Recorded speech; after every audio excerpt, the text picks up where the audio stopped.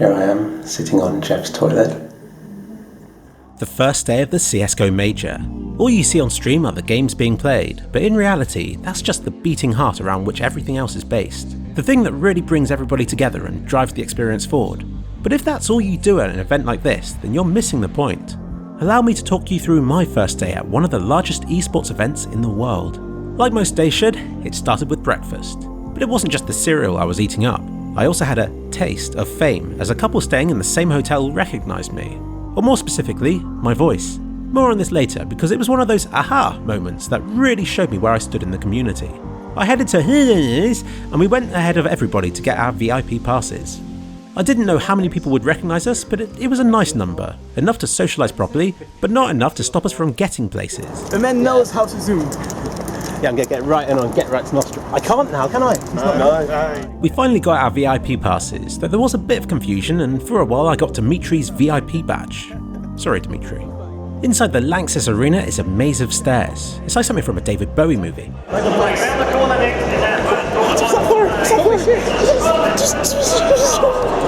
It took us a while and several wrong floors, but we eventually found the right VIP booth. I, and all other YouTubers I met, were in ESLs for this event. These booths are small locked rooms located between the lower and upper audience decks. I believe you can hire one for the entire event for €3,000. If I split the cost between all my friends, it would still be really expensive, but if you have enough, then it quickly becomes an affordable way to enjoy the event in luxury. Apparently they sell out really quickly. Here's what they look like inside. You have fridges with drinks in, wonderful food that I took full advantage of and was probably judged for, and a few rows of seats to watch the event from. Is device. Device has to have, this world-class performance. Have we seen that yet, or is it perhaps? What can I say? The first time you see something like this, you just have to sit down and to take it all in. I believe the number watching was 15,000. 15,000 people, all sat in one place, watching the same thing. That number is big. It fills half a stadium with people.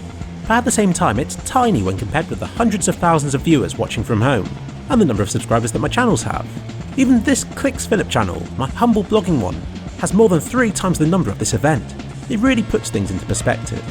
During my time in this ESL booth, I chatted to numerous knowledgeable people who shared with me the little touches that made this event special. Like the spider camera that is now used in conjunction with some cool 3D projection technology that's used to show their names in real time as they walk up to the stage. You should be able to see this in the Twitch replays of the event, but I didn't notice it at the event itself. I know you're very upset about not being able to have any French baguettes here, so I've got you this. Oh, thank you so much. And this one as well, if you want it. Oh, I think Dual wheels. Shit, that makes some noise actually. It really does. Thank you so much, Philip. That's okay. I'll keep this on my life.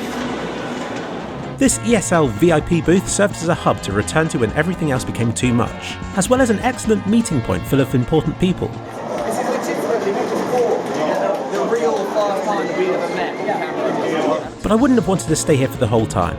I took full advantage of this and came and went regularly, exploring the other activities, events and audience seating as I pleased.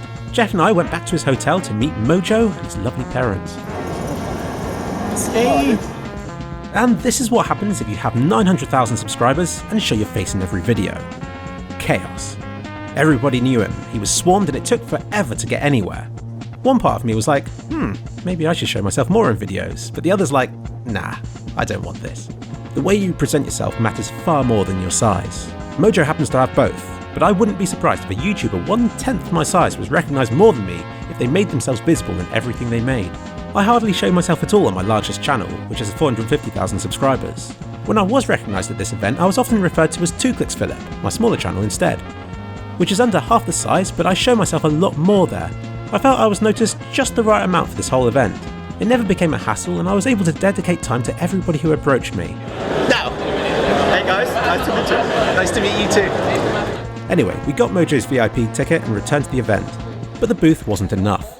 I was getting more excited about mingling with the crowd and soaking up the atmosphere. I got this first opportunity with NX in your face when he went down to the lower levels to meet with his friend.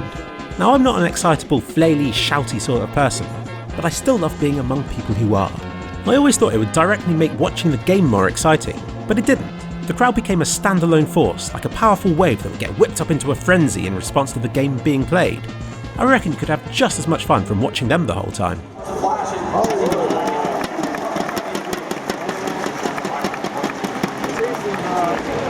It seems that at these events it's kind of accepted that you don't watch every moment of every game.